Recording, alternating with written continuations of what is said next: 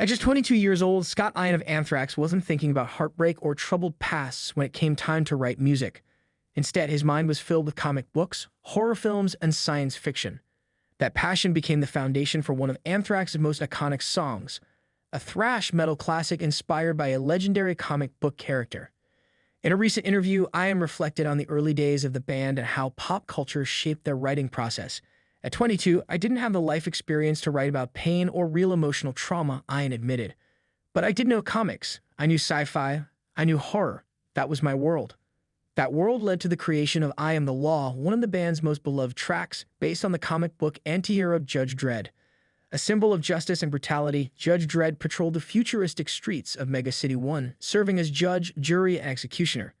The character's harsh and dystopian view of justice appealed to Ian and fit perfectly into the fast, aggressive sound of Anthrax. Released on their 1987 album Among the Living, I Am the Law stood out for its bold lyrics, hard-hitting riffs, and strong connection to comic book culture. For fans of both metal and comics, it was a match made in heaven. At the time, few bands were blending the two worlds so directly, and Anthrax became known for embracing their nerdy passions as proudly as their musical ones.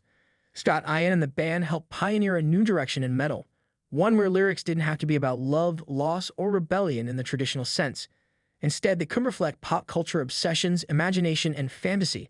This approach opened the door for other bands to write about topics once considered unconventional for heavy music. The song became more than just a tribute to a comic, it became a symbol of Anthrax's identity. It showed fans that they could be authentic, draw from what they truly loved, and still create something powerful and lasting. Years later, I Am the Law remains a fan favorite and a staple in Anthrax live shows.